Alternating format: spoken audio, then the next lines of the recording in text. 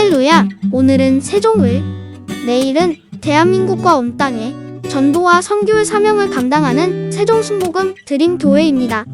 하나님의 사랑과 은혜가 치유와 응답이 있는 성령 충만한 교회입니다. 구독과 중보기도로 드림가족이 되어보세요. 오늘도 주 안에서 참 좋은 날입니다. 우리 누가복음 2장 1절 다 같이 읽겠습니다. 이때 가이사 아구스도가 영을 내려 천하로 다 호적하려 하였으니, 이 가이사 아구스도라는 분은 제정 로마 시대의 첫째 황제 옥타비아니스의 이름입니다. 원래 이름은 옥타비아니스인데 그가 로마의 제1대 황제가 되자 그 황제의 이름을 가이사 아구스토스라고 말하셨습니다. 그런데 그가 로마의 모든 지배하에 있는 나라 백성들에게 다 호적을 하라, 그렇게 인구조사입니다. 그건 왜냐하면 세금을 거두기 위해서 인구조사를 하는 것입니다. 인구조사가 정확하지 않으면 세금을 거둘 수 없잖아요. 그래서 본적지에 가서 모두 다 호적을 하라, 그렇게 명령을 내리셨습니다. 그래서 그때가 바로 요셉과 마리아가 그 명령에 따라서 호적하러 갈 때였습니다. 그런데 하나님께서 여러분 이방의 불신자 그 제왕까지라도 다스리는 것은, 성경에는 예수님께서 베들레헴에서 태어날 것을 벌써 예수님 오시기 약 600년 전에 예언했습니다. 미가서 5장 2절에 베들레헴 에브라다야, 네가 유대 모든 고을 중에 지극히 적은 고을이나 너에게로부터 한 다스리는 자가 나올 것인데 그는 태고 상고라고 말했습니다. 그러므로 벌써 미가서 5장 2절에 그 조그만한 베들레헴에서 이스라엘 다스리는 자가 나오는데 그 근본이 태초 상고, 즉 하나님이 거기에서 태어나실 것이라는 것을 예언해 놓았습니다. 그것은 무려 예수님 태어나기 전에 600여 년 전에 예언을 한 것입니다. 그 예언을 성취하기 위해서는 요셉과 마리아가 나사렛 동리에서 베들레헴에 가서 어린아기를 낳아야 됩니다. 거기서 태어날 거라 했으니까.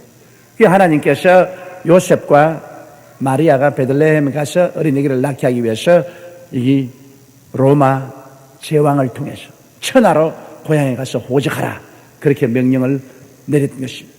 그런데 바로 요셉은 마리아와 함께 그 조상이 다윗이기 때문에, 다윗의 혈통에서 났기 때문에 베들레헴까지 가서 그게 호적하러 갈 수밖에 없었습니다. 이러므로 여러분, 우리가 생각하기는 천하에 우연한 일이 일어난 것 같이 생각하지만은 실제 지나고 보면 우연이 아니라 눈에 보이지 않은 막강한 하나님의 손길이 뒤에서 역사하고 있었다는 것을 깨닫게 될 때가 많이 있는 것입니다. 믿지 않는 사회도 그렇거든. 하물며 우리 믿는 자들은 하나님의 손에 우리 일생을 내어 맡겨놓은 이상 우리의 배후에서 일어나는 많은 일들을 하나님이 우리 아는 듯 모르는 듯 조정하시는 것입니다. 하나님이 환경을 만드시고 사람을 만나게 하시고 이끄시고 혹은 보내시고, 그래서 어떤 때는 큰 불행으로 생각하는 것이 나중에 지나보면 큰 다행이 될 수도 있고, 다행이라고 생각하는 것이 오히려 불행이 될 수도 있는 것입니다. 우리 사람들은 우리의 과거도 미래도 모릅니다. 한 치 앞도 모르죠.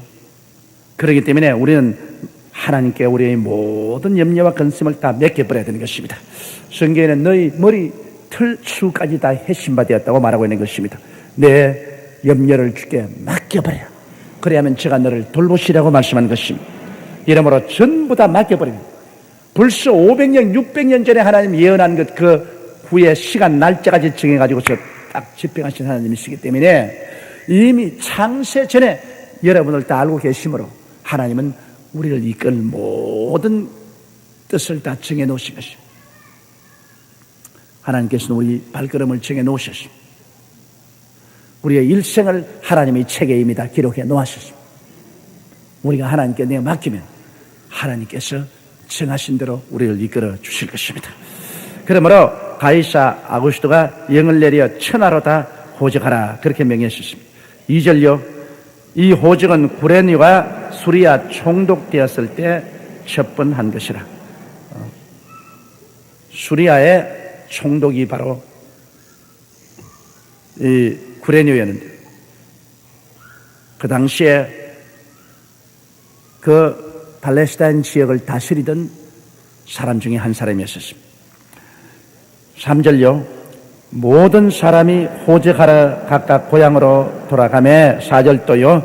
요셉도 다윗의 집 족속인 고로 갈릴리 나사렛 동네에서 유대를 향하여 베들레헴이라 하는 다윗의 동네로 5절요. 그 정오한 마리아와 함께 호적하러 올라가니 마리아가 이미 잉태되었더라. 그 명령을 따라서 모든 이스라엘 사람들이 이제는 산지 사방으로 자기 고향 땅에 가서 호적하려고 가는데 여기에 요셉도 이젠 마리아를 데리고 호적을 하러 가야 되는 것입니다. 근데 실제는 여자는 갈 필요가 없습니다. 남자만 가도 되는데 마리아가 만삭이 되어 있는데 요셉 집안에서 마리아를 돌볼 사람이 없습니다. 내가 보기에는 요셉이 아주 외로워서 일가 친척이 아무도 없었던지 그렇지 않으면 장가도 가지 아니하고 약혼녀에게 속도 위반으로 어린애기를 잉태하게 했다고 해서 온 집안에서 미워해가지고서 내가 쫓아버렸던지 저건 돌봐줄 사람이 없어요. 요셉 혼자 호적하러 갔다 올 수도 있는데도 불구하고 그 마리아가 만삭이 되어 있기 때문에 그 마리아를 두고 갈 도리가 없어요. 이래서 살든지 죽든지 우리 함께 가자. 그래서 요셉이 마리아를 나귀에 태우고 조심조심 갑니다. 만삭이 되었으니까 빨랑빨랑 걸어갈 수도 없죠. 그러니 앞서간 사람들이 미리 가서 모두 다 여관은 다 차지해버리고 나중에 늦게야 가보니까 어디 있을 때가 있어야죠. 그래서 할 수 없이 독리 밖에 있는 짐승의 우리, 짐승이 쓰다가 버린 그 우리에 들어가서 거하게 되고 거기서 어린애기를 낳게 된 것입니다. 이런 것도 다 하나님의 섭리입니다. 예수님께서 가난하고 헐벗고 굶주린 자의 벗이 되기 위해서 가장 가난한 처지에서 주님이 태어났거든요. 예수님이 만일 좋은 자리에서 태어났었으면 가난한 사람은 우리와 상관이 없다. 우리는 이해하지 못한다. 그렇게 말할 수 있을 것입니다. 예수님은 가장 높은 자리에 있으면서 가장 낮고 천한 자리까지 내려오셨죠. 극심한 가난한 중에 그는 태어나신 것입니다. 이러므로 요셉도 다윗의 집 족속인 갈릴리 나사렛 동네에서 떠나서 유대를 향하여 베들레헴의 한 다윗의 동네로 정한 마리아와 함께 호적하러 올라갔는데 마리아는 이미 만삭이 되어 어린아기를 낳을 딸이 다가왔신 것입니다. 6절요. 거기 있을 그때 해산할 날이 차서 마라들을 낳아 강보로 싸서 구유에 누였으니 이는 사관에 있을 곳이 없습니다. 그래서 베들레헴에 올라가서 아무리 예관마다 돌아다니도 있을 곳이 있습니까? 예관님에서 방 하나 주세요. 내 아내가 만삭이 됐습니다. 언제 놀지 모르니 방 하나 주세요. 방이 있어야죠. 그리고 일반 주택에도 들어가서 방 하나 좀 빌립시다. 아무래도 벌써 먼저 온 사람이 다 정리하고 올 때 갈 데 없어. 그게 뭐 급하지요. 별도리 없으니까 독리 밖에 짐승의 버린 우리가 있습니다. 그러니 얼마나 허술하겠습니까? 담배락도 무너지고 그 안에 지푸라기도 별로 깔려있지 않았을 것입니다. 허술하게 짝이 없는 그런 짐승의 우리에 들어가서 그런 어린애기를 낳았습니다. 자, 산파도 없지요. 아무리 누가 도와준 사람이 있습니까? 아마 요셉이 혼자서 어린애기를 받는다고 혼이 났을 것입니다. 더구나 초산부 어린애기 받는 것 쉬운 일이 아닙니다. 경산부는 쉽지만은 나는 우리 맏아들 받는데 혼이 났기 때문에 내가 어린애기 난다면 지금 몸서리가 칩니다. 요 사이야 다 아무래도 병원에 다 가죠. 그러므로 여러분 하나님이 세상을 이처럼 사랑했다는 그 이처럼을 여러분 우리가 알아야 되는 것입니다. 보통 사랑이 아닙니다. 가난하고 헐벗고 굶주리고 버림받은 사람까지 소외감 당치 않고 다 마음대로 주님께 나올 수 있도록 해 주시려고 친히 가난하고 헐벗고 굶주리고 소외된 그런 처지에까지 낮아져서 하나님이 태어나셨다. 그건 참으로 깊은 감사를 우리가 하나님께 드려야 될 것입니다. 8절요. 그 지경에 목자들이 밖에서 밤에 자기 영단을 지키더니. 이 크리스마스가 여러분 우리 한국에는 12월 25일 날 하니까 이 화이트 크리스마스로 눈이 오고 그런 데서 예수님이 태어났다고 생각하는데 겨울에 무슨 목자들이 밖에서 양떼를 지킵니까? 추운데 집에다 들어가 버리지. 목자들이 들에서 양떼를 지키다는 것은 들의 양이 풀을 뜯어먹고 있을 그때, 들에서 노숙을 해도 춥지 않을 그때니까 내가 보기에는 늦은 봄 같습니다. 늦은 봄. 이런 여름이든지. 그런데 왜 12월 25일 정하느냐 하면 이 서양에서 12월 25일 날 겨울이 지나가고 봄이 다가오는 그 기점이라고 합니다. 그러므로 날짜에 구애되지 아니하고 예수님이 이 땅에 오셨다는 것을 기념하기 위해서 우리가 크리스마스를 지내는 것입니다. 그게 중요합니다. 꼭 12월 25일 날 오늘 예수님이 오셨다. 그것이 아닙니다. 예수님이 이 세상에 오셨다. 이게 중요한 것입니다. 이러므로 이번 다가오는 크리스마스 날은 여러분 마음속에 이 날은 우리 기독교회에서 예수님 태어난 것을 기념하는 날로 정했다. 그러므로 오늘을 기념하자. 그런 마음으로 해야지 오늘 여기에 태어났다. 그건 아닙니다. 왜냐하면 이 성경에 보면 분명히 그 지경의 목자들이 밖에서 밤에 자기 양떼를 지키더니 했습니다. 양떼들은 풀을 먹고 그리고 목자들은 밤에서 양떼를 지키고 있어도 춥지 않았습니다. 이러므로 늦은 봄 아니면 이런 여름철 그때쯤 되셨습니다. 자, 9절요. 주의 사자가 곁에 서고 주의 영광이 저희를 두루 비추며 크게 무서워한다. 갑자기 그들이 모여 앉아가지고서 이야기를 합니다. 아마 그들이 이야기를 할 때 그들의 조상 다윗에 대한 이야기라든지 선지자에 대한 이야기 같은 그런 게 했는지도 모릅니다. 갑자기 옆에서 그냥 보니까 어떤 사람들이 서 있거든. 보니까 천사들이에요. 천사들이 옆에 양사방에 서 있어. 깜짝 놀랄 거 아니겠습니까? 그러고 난 다음에 하늘에서 헤드라이트 같은 빛이 쫙 비춥니다. 요사이 소위 말하는 UFO가 온 것처럼 막 하늘에서 빛이 확 비춥니다. 옆에는 천사들이 서 있고 하늘에서는 막 환한 빛이 그들에게 두루 비치니까 혼비백산할 건 아닙니까? 우리 오늘날 시대라도 혼비백산할 것이니 오늘날은 과학이 할도 발달돼 가지고서 하늘에서 불 비치는 것도 얼마인지 우리가 비칠 수도 있고 천사를 만들어 가지고 옆에 세워 놓을 수도 있고 이러한 시대에도 갑자기 그런 일이 생기면 우리 놀랄 것인데 옛날에야 그런 게 어디 꿈이나 꿉니까? 천사들이 옆에 갑자기 서고 그 다음에는 막 하늘에서 빛이 내리비치고 하니까 이 목자들이 굉장히 놀란 것입니다. 마음에 두려움이 꽉 들어찼습니다. 10절요. 천사가 이르되 무서워 말라. 보라 내가 온 백성에게 미칠 큰 기쁨의 좋은 소식을 너에게 전하노라. 자, 그러니까 무서워하지 마라. 온 천하 만민에게 전할 큰 기쁨의 좋은 소식을 너에게 전하노라. 좌우간 이 세상 역사가 생긴 이후로 이같이 크고 기쁜 소식이 있을 수가 있겠습니까? 사람이 천년 만년을 살아도 죽어서 지옥으로 떨어지면 절망 아닙니까? 그런데 이 죄에서 용서받고 지옥에서 건진받아 영원한 천국으로 가는 길을 여는 구주가 오셨다. 구주가 와서 우리를 건져주시고 구원해 주신다니 큰 기쁜 소식입니다.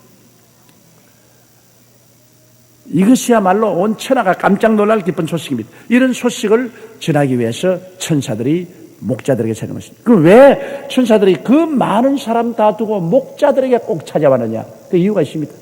목자는 양을 돌보시오. 예수님은 우리의 목자로 오시기 때문인 것입니다.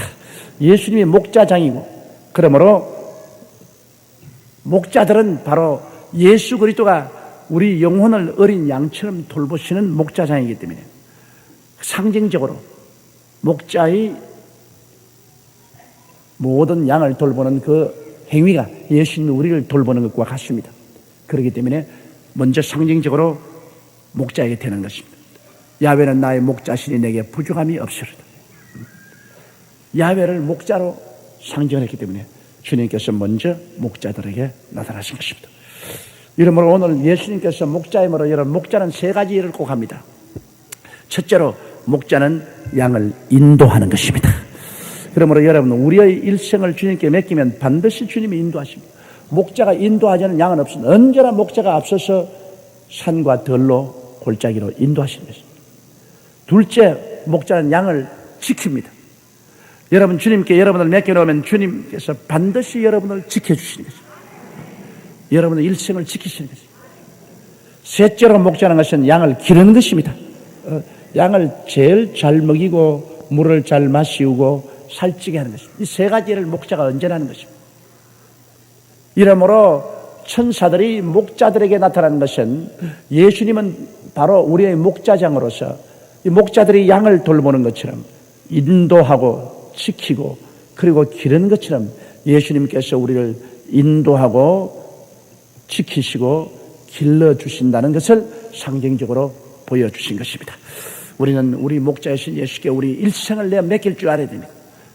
염려하지 말고 영과 마음과 몸과 생활을 예수께 다 내어 맡기고 기도로 의지하고 믿고 나가면 주님이 우리 눈에 안 보이지만은 주님이 성령으로 우리와 같이 계셔서 그 세 가지 일을 다 시행하시는 것입니다.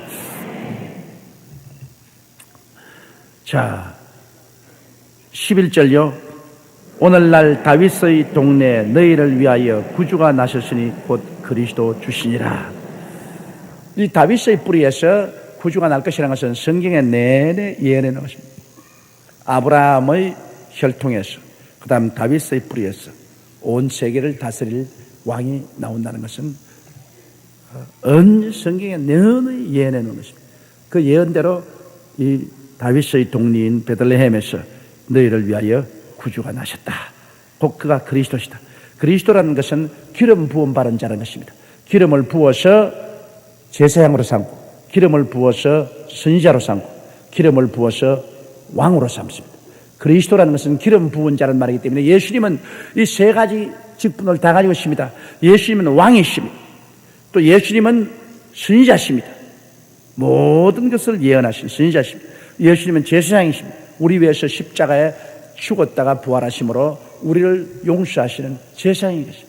이러므로 예수님이야말로 기름 부음을 받은 자, 곧 왕이요 선지자요 제사장이신 것입니다. 다윗의 동네에서 너희를 위하여 구주가 나셨으니 곧 그리스도 주시니라. 이 구주란 말이 헬라 원어로는 구원하는 말을 소조라고 합니다. 명사는 소테리아스라고 하고 동사는 소조라고 하는데, 이 소조란 말은 여러분 여러 가지 면으로 사용되어 있습니다. 죄에서 용서하는 것도 소조고, 우리를 보호해 주는 것도 소조고, 병 고치는 것도 구원이라는 말은 소조라십니다. 그리고 우리를 환난에서 건져내서 복을 받게 하는 것도 소조, 구원입니다. 우리 한국말로 구원이라 하면 죄에서 구원하는 것보다 이렇게 생각하는데, 원래 헬라에서 이 소조라는 구원은 훨씬 깊습니다. 이 구원이라는 것은 죄에서 용서받는 것도 구원이고, 병 고침 받는 것도 구원이고, 환난에서 건짐받는 것도 구원이고, 하나님 복을 받는 것도 구원인 것입니다. 그러므로 예수님은 이 땅에 오셨을 때 우리 구주로 오셨는데 그냥 죄만 용서해서 구원하는 구주로 온 것이 아닙니다. 우리 전 인격을 구원하기 위해서 오신 구주인 것입니다. 죄에서 건지시고, 병에서 건지시고, 환난에서 건지시고, 저주에서 건지시는, 그 죽음에서 건지시는 이러한 완전한 구원주로서 오신 것입니다. 그럼 우리가 구원받았다 이렇게 말하는 것은 영혼이 구원받는 것만 생각하면 안 되는 것입니다. 전 인격적인 구원을 말하는 것입니다. 사랑하는 자야, 내 영혼이 잘됨같이 내가 범사에 잘되며 강건하기를 내가 강구하노라. 이것이 바로 구원을 의미하는 것입니다. 구원이라면 이 삼중 구원이 다 들어가야 돼요. 삼중 축복이 다 들어가야 돼요. 오중 복음과 삼중 축복이 다 들어가야 이것이 참된 구원이 되는 것입니다. 이렇기 때문에 우리 교회가 믿는 것은, 우리 교회는 영혼의 구원만 믿는 것이 아닙니다. 우리는 영혼의 구원과 함께 우리의 육체의 치료와 그리고 우리 생활의 저주에서 해방을 우리는 확실히 믿는 것입니다. 완전한 구원을 믿는 것입니다. 이것이 바로 예수님이 우리에게 오신 목적이고, 그 때문에 우리에게 희망의 원천이 되고 큰 기쁨의 소식이 되는 것입니다. 12절요. 너희가 가서 강보에 쌓여 구유에 누인 아기를 보리니 이것이 너희에게 표적이니라. 허술한 마구간에 이게 전부 다 흙이고 그 태비관이 애 눕힐 데가 없잖아요. 거기에 낡은 나무통으로 구유가 있는데 통나무를 속을 파헤쳐서 거기에 짐승의 사료를 담는 구유, 그것도 이미 벌써 낡아 있는데 거기에 마리아가 예수님을 낳아가지고서 그걸 강보에다가 똘똘 말아가지고서 구유 속에다가 딱 누워놨어요. 그와 예수님을 구유 속에 누워놨을까요? 구유는 뭡니까? 짐승의 밥통입니다. 예수님을 구유에 누웠다는 것은 우리 인류의 양식이 된다는 것입니다. 내 살을 먹고 내 피를 마시지 아니하면 나와 상관이 없느니라. 내 살을 먹고 내 피를 마시는 자는 내 안에 거하고 나도 저 안에 거하나니 내가 아버지로 인하여 사는 것 같이 나를 먹는 자도 나로 인하여 살리라. 우리가 예수를 그냥 믿는 것이 아닙니다. 예수 그리스도를 먹는 것입니다. 우리가 믿음으로 예수 그리스도를 먹는 것입니다. 그렇기 때문에 성찬을 떼는 것은 우리가 믿음으로 예수 그리스도를 우리 속에 받아들이는 것을 확실히 체험하게 하기 위해서 성찬을 우리가 떼잖아요. 그리스도의 몸을 상징하는 떡과 피를 상징하는 포도주를 가지고서 그 떡을 먹고 그 피를 마시면 예수를 먹는 거예요. 우리 예수를 믿는다는 것은 실제로 예수를 우리 생명의 양식으로 먹는 것입니다. 이러므로 주님께서 주님 말씀하기를 너희 조상들은 광야에서 만나를 먹었을 때 죽었을 때 나는 하늘로서 내려온 양식이라 나를 먹는 자는 영원히 살리라고 말씀한 것입니다. 이러므로 그리스도가 우리의 생명의 양식이 된다는 것을 표시하기 위해서 짐승의 밥그릇인 구유에 예수님을 갖다 눕히도록 하나님이 그렇게 만드신 것입니다. 이 얼마나 하나님이 조그마한 상징적인 의미 하나하나라도 이루기 위해서 그렇게 섭리하신 것입니다. 이러므로 우리 주 예수 그리스도는 하나의 종교적인 대상이 아닙니다. 여러분은 예수 그리스도를 여러분 속으로 먹었기 때문에 예수님이 내 안에, 내가 예수님 안에 있어 그리스도와 일체된 그런 삶을 살게 되는 것입니다.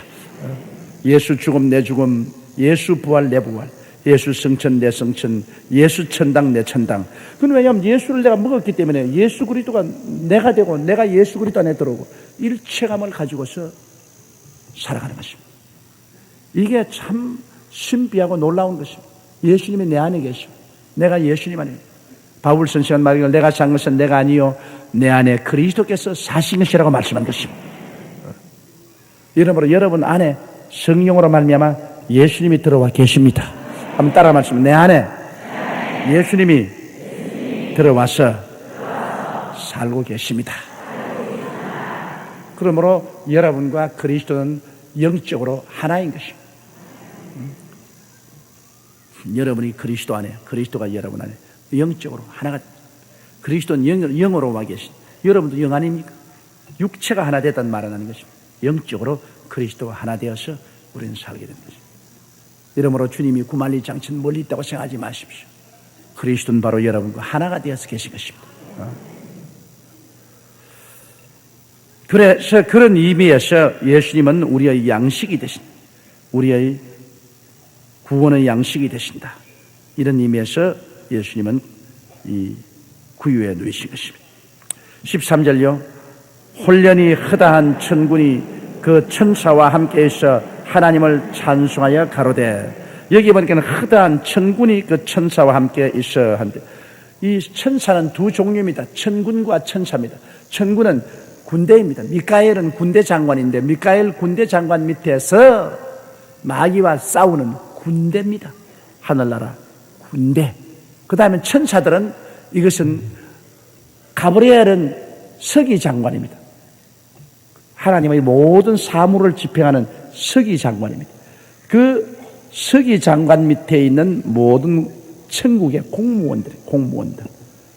그러므로 천군은 마귀와 싸우고 우리를 구원하기 위해서 싸우는 군인들 천사고, 그리고 그냥 천사는 사무천사입니다.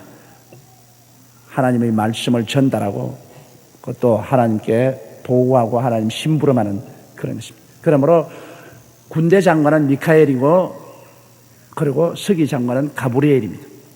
그래서 그 밑에 천사가 둘로 나누어지죠. 이러므로 예수님 태어나실 때도 호련히 허다한 천군이 또 그 천사와 함께 모여 하나님을 찬송하여 가로되, 14절요. 지극히 높은 곳에 계시는 하나님께 영광이요 땅에 계시는 기뻐하심을 입은 자들 중에 평화로다 하니라. 지극히 높은 곳에 계신 하나님께는 말할 수 없는 영광입니다. 왜냐하면 하나님의 소원이 아담 하와 이후로 하나님을 배반하고 나간 인간들을 다시 구원해서 하나님께로 돌리려 하는, 이것이 하나님의 뼈저린 소원이었습니다. 그런데 이 하나님의 소원을 이루어 주시기 위해서 하나님 아들 예수님이 이 땅에 육신을 입고 태어나시니 이 얼마나 큰 영광입니까? 하나님의 소원을 이루어 주시기 위해서 예수님 오십니다. 오늘 여러분 한 사람 한 사람이 예수를 구주로 모시는 것은 그것 자체가 하나님의 소원을 이루시는 것입니다. 하나님의 자녀인 여러분을 구원하시는 것이기 때문에 하나님의 소원이 이루어지는 것입니다. 그게 하나님이 크게 기뻐하고 즐거워합니다. 이러므로 그리스도가 오셔서 하나님의 소원을 이루기 위해서 하늘 보좌를 버리시고 인간의 몸을 쓰고 태어난 그것은 하나님께서는 큰 영광입니다. 하나님의 뜻을 이루는 큰 영광이 되고, 또 이 지상에 사는 사람은 이제 하나님의 부르심을 받고 택하심을 받은 자에게는 거대한 평화입니다. 그럼 평화는 뭐냐? 이제는 하나님과 원수된 것이 다 사라지고 예수 그리스도 안에서 하나님의 사랑을 받게 되니까 하나님과 인간 사이에 거대한 평화가 이루어진 것입니다. 예수님 오시기에는 하나님과 사람 사이의 원수가 되십니다. 죄악으로 말미암아 불순종하고 불신앙의 원수가 됩니다. 예수님 오심으로 말미암아 그 보혈의 능력으로 이제는 완전히 화해가 되고 하나님의 자녀가 되었으니 그 마음속에 평화가 말로 다할 수가 없습니다. 여러분 그렇습니다. 여러분께서 죄를 짓고 불순종하면 제일 먼저 표적이 어디서 오느냐? 마음이 불안해지는 것입니다. 내가 예수 믿는 사람이 기도도 열심히 안 하고 하나님께 불순종하고 주일날도 떼먹고 11조 떼먹고 이렇게 하더라도 속이 불안합니다. 앉으면 쓰고 싶고 서면 앉고 싶고 뭐가 뭔지 자꾸 불안합니다. 그러나 회개하고 자복하고 예수 그리스도의 보혈로 씻고 나면은 마음이 편안하게 됩니다. 하나님과 화해되고 하나님의 임재하심이 마음을 잡을 때 편안한 것입니다. 주일날 교회 와서 예배드리고 나가면 마음이 편안합니다. 또 수요일날 여기 와서 여러분 기도회를 하고 나가면 마음이 편안합니다. 인생에서 마음의 평안이 가장 행복의 기초가 되는 것입니다. 마음이 평안한 것만큼 행복한 것이 없어요. 그 다음 15절요.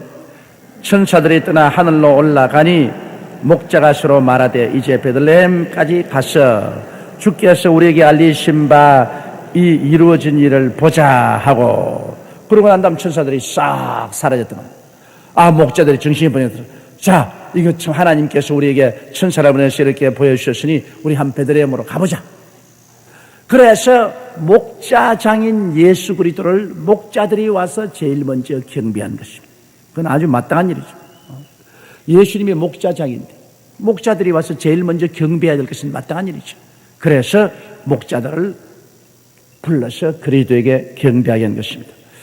16절요.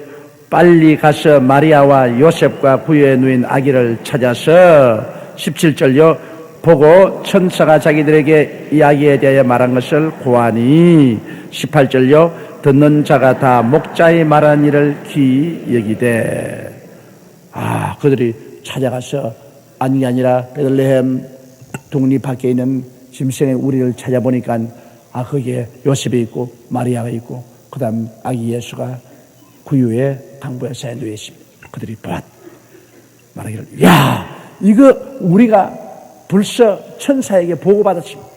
천군이 노래하고 천사가 노래하면서 하늘에서 찬란한 빛이 비치면서 우리에게 말씀하기를 온 세계를 구원할 구주가 태어나서 지금 짐승의 우리 말구에 누워 있다고 말씀을 하셨습니다. 그러므로 우리가 그 말씀을 듣고 왔습니다. 그 요셉과 마리아가 들을 때 얼마나 몸에 소름이 끼칠 정도로 장엄해졌습니다. 물론 마리아는 하나님께 계시를 받아서 처녀가 잉태하여 아들을 낳았죠. 요셉도 꿈에 마리아 데려오기를 두려워하지 말라. 그가 낳은 아들은 성령으로 잉태돼서 낳은 아들이다. 그렇게 말씀 들었지만은 여기 목자들이 또 난데없이 뛰어와가지고서 하나님께서 그들에게 다시 이런 계시를 주시라는 확증을 해주신 것입니다. 여러분, 하나님의 계시와 인간이 만든 생각과 뭐가 다르냐면요, 하나님의 계시는 언제나 짝이 맞아 들어가는 것입니다. 내게 하나님 계시가 왔으면 그 다음에는 이 계시가 저쪽에서도 맞춰주는 계시가 오는 것입니다. 언제나 두 사람 이상의 증인을 세워야 하늘나라에서는 증거가 되는 것처럼 하늘나라의 계시는 여러분 언제나 내 혼자만 마음속에 받는 것이 아니라 상대적으로도 그 증명이 됩니다. 그러므로 여러분 예수 그리스도의 탄생도 보십시오. 예수 그리스도의 탄생도 마리아에게도 계시가 와 요셉에게도 계시가 와 어린아기를 잉태했죠. 그럼에도 불구하고 베들레헴에 가서 어린아기를 낳으니까 이제는 바깥에서 그 계시에 대한 확증이 옵니다. 천사들이 와서 목자들에게 구주가 태어난 것을 이야기해서 목자들이 찾아와가지고 그래서 예수께서 구주가 되심을 확증했고 또 그 다음에 더 큰 외부적인 확증이 또 있었어요. 누굽니까? 동방박사 세 사람 귀한 예물 가지고 산을 넘고 물을 건너 별 따라왔도다.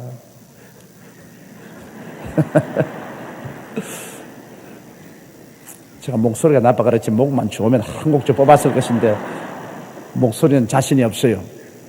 그러나 하나님이 예수 그리스도께서 구주가 되신 것을 다시 한번 요셉과 마리아에게 내적 계시가 아니라 외적으로 보증하기 위해서 목자들만 보낸 것이 아니라 동방박사 세 사람에게 별을 보내주었어요.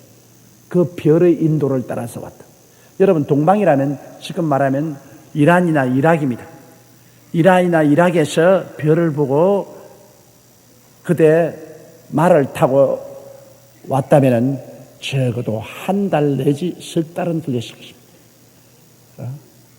옛날에 대한민국의 남쪽에서 한양천리를 오는데도 한 달 동안 말을 타고 왔다 하는데 이란이나 이락 지구인 저 동방에서 베들레헴까지 오는데 적어도 한 달 내지 석 달은 걸렸습니다.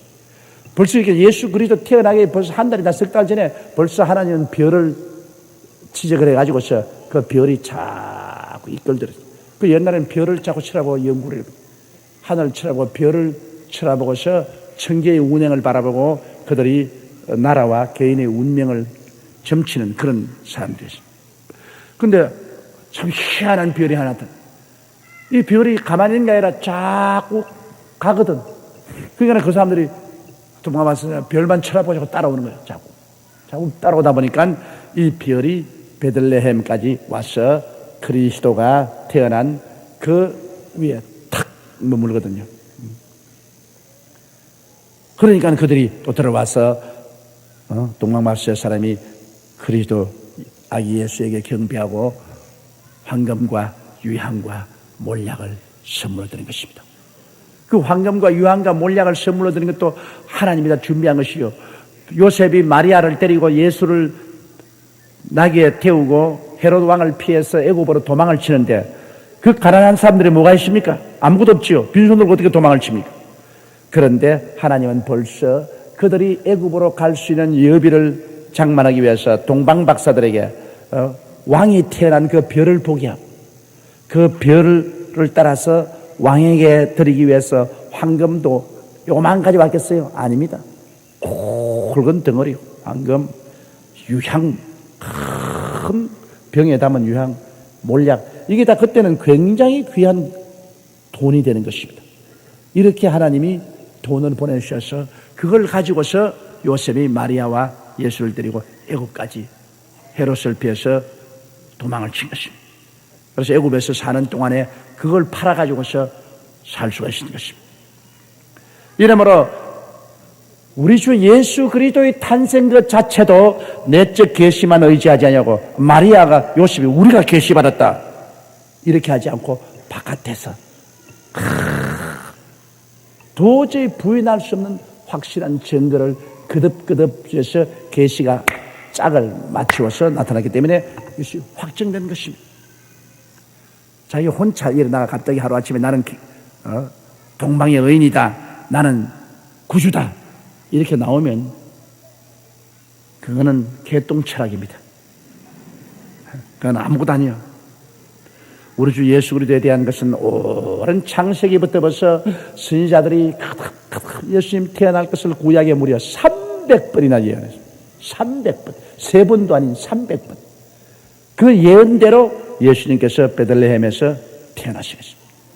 그러니 이건 뭐 도저히 없앨래야 없앨 수가 없는 확실한 뿌리에서 우리가 구주를 얻었습니다.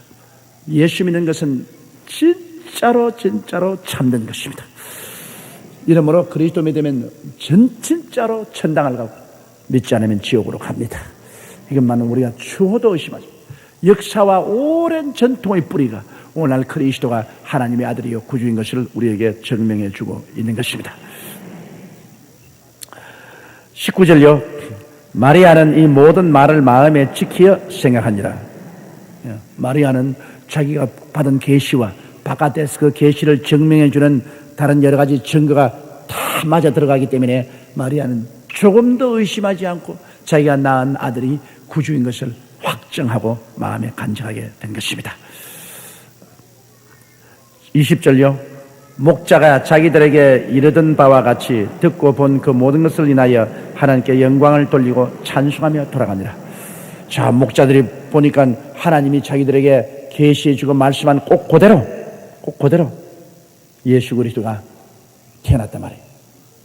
그러므로 그걸 보고 목자들도 너무너무나 기뻤습니다. 계시가 현실하고 맞아 들어갔다. 그래서 그들도 아주 확신을 가지고 기쁨을 가지고 돌아갈 수가 있었습니다. 21절요. 할례할 8일이 되매 그 이름을 예수라 하니 곧 수태하기 전에 천사에 읽혔던 바라. 이 할례는 바로 아브라함 때부터 하나님이 선민의 표로서 어린애기를 낳으면 제8일에 할례를 받으라고 하십니다. 할례는 어린아이들의 그 양피 가죽을 자르는 것입니다. 그래서 여자들은 할례가 없죠. 남자만 할례가 있습니다. 그런데 남자애들은 할례를 베풀어서 선민된 보증을 한 것입니다. 성경에는 아담 옆구리에서 하와가 나왔기 때문에 아담과 하와는 하나입니다. 이러므로 사람이라면 남자를 사람이라 그러면 여자를 함께 포함되는 것입니다. 그렇기 때문에 구약에도 보면 사람 수 헤아릴 때 남자밖에 아니하리요. 이스라엘 백성이 애굽에서 나올 때 나온 중당한 수가 60만 명이라 그러는데 그 60만 명 남자만 60만 명이라 그 말인 것입니다.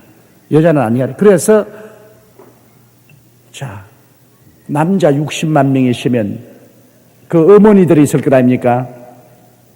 그러니까 그 어머니, 그 다음에는 뭐 누이 동생들, 딸들 이렇게 다 합쳐보니까 한 300만 명이 나왔더라 그런 것입니다. 남자만 60만. 그리고 신약 성경에도 여러분 여자는 숫자에 안 넣어요. 광야에서 보리떡 5개 물고기 2마리로 5,000명 먹였더라. 그 남자 수만 헤아린 것입니다. 여자 수는 안 헤아린 이유가 여자는 벌써 남자 속에 있기 때문에 남자 속에서 함께 수에 들어가기 때문인 것입니다. 그래서 남자들이 하나님 앞에서 할례를 받는데 제8일이 되면 그 이름을 그 할례를 받는다. 이 레위기에 보면 결례 예가 있는데요. 여자가 어린애기를 낳으면 아들을 낳으면 1회 동안 부정합니다. 8회 만에 이제 부정해서 해결되므로 8일째 아기를 데리고 제상 앞에 나와서 할례를 받고 이름을 주고, 그러고도 이 여자는 33일 동안 하나님의 성전에 못 나갑니다. 왜냐하면 산열이 깨끗하게 되지 않았다 해서 33일 동안 성전에 못 나가다가 33일이 지나고 나면은 직접 성전에 예배드리러 갈 수가 있습니다.